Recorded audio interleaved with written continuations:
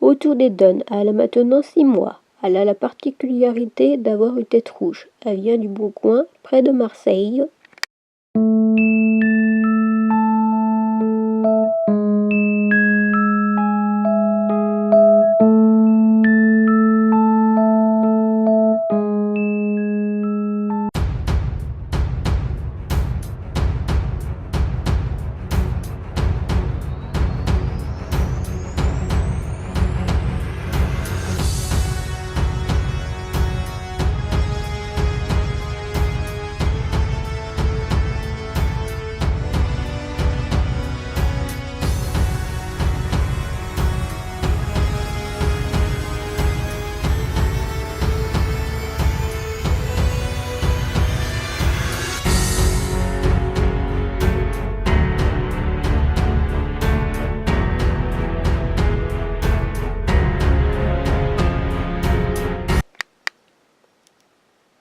Je lui ai fabriqué un nid en béton cellulaire enduit de mortier-colle. J'ai mis le grenier à graines en haut dans une boîte en plastique. Je verrai si cela leur convient. La gîte a 40 ouvrières. J'ai installé un tube dans une aire de chasse pour faciliter le nourrissage, en attendant de me servir du nid maison. J'ai rajouté un deuxième tube à hisser avec une grande réserve d'eau couvert d'une feuille en plastique rouge, car le sien est vide.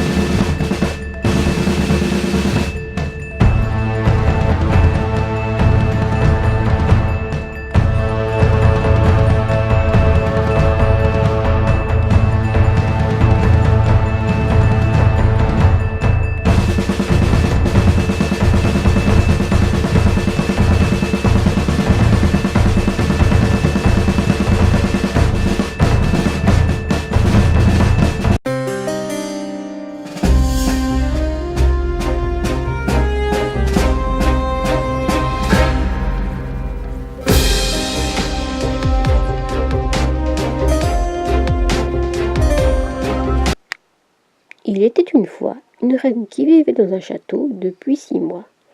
Il y a une grande fenêtre en verre, recouverte d'un toit rouge. Parfois, il y a une fuite d'eau sur un mur. Un jour, tout risque de s'effondrer. La reine, qui se prénomme Flora, a une dizaine de domestiques à son service pour apporter la nourriture sucrée, ramener des insectes morts, chasser, nourrir le couvain, nettoyer. En sortant de cet habitat se trouve une belle forêt de chênes lièges, plantée il y a bien longtemps. En plein milieu de ce lieu magique se situe une coque d'un vieux bateau. Personne ne sait d'où elle vient. Rien n'est inscrit dans les archives du château.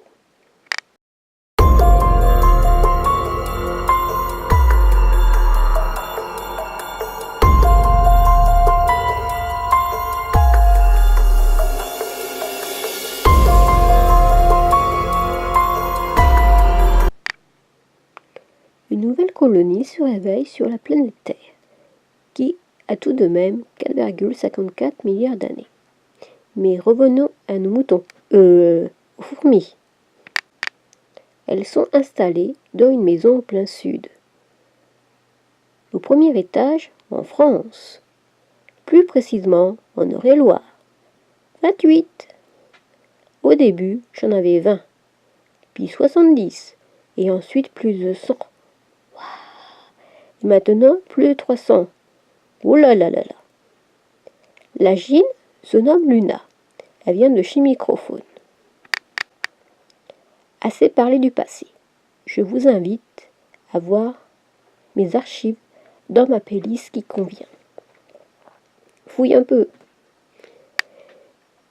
Mes fourmis sont depuis le début dans un nid horizontal. Après, j'ai dû le relier à la fameuse fourmilière aztèque. Au printemps, je me servais uniquement de l'air de chasse pour y mettre un coton imbibé d'eau et d'y déposer la nourriture. Quelques semaines plus tard, elle s'acharnait envers le coton que j'avais mis aux entrées des galeries. J'ai dû tout enlever. Elles ont exploré pendant quelques jours, puis les ouvrières ont commencé à déplacer un peu les nymphes dans les galeries et l'aire de chasse. Ensuite, ce fut le tour du couvain, puis de la Chine, et de tout le monde, enfin presque. Est-ce que le nid était trop grand? Était-il trop humide? Je ne sais point. La deuxième fourmilière, la fourmilière aztèque, si vous voulez, est reliée à une grande aire de chasse qui mesure 29 x 36 cm. J'ai installé un abreuvoir à oiseaux et de la décoration, pour que ça fasse plus joli. Sous le squelette de dinosaures, bah oui, elles ont tout le bail, il faut qu'elles squattent leurs déchets ici. Se trouvent les déchets. Donc très pratique pour nettoyer. Et un petit coup d'aspirateur. En faisant attention à enlever les ouvrières qui sont dedans. Cet été, j'ai eu beaucoup de naissances de majors. Est-ce que c'est pour faciliter le transport des graines, des grosses graines de l'aire de chasse au nid? Veulent-elles augmenter le point de défense contre les éventuels prédateurs? Une soldat faisait des rondes. Elle a trouvé une feuille dans mon couvercle. Je l'ai retrouvée 2 fois dessus, malgré l'huile de paraffine. Trop forte. En fait, il a eu un petit peu de jour entre le couvercle et la boîte. Et ben, elle a vu.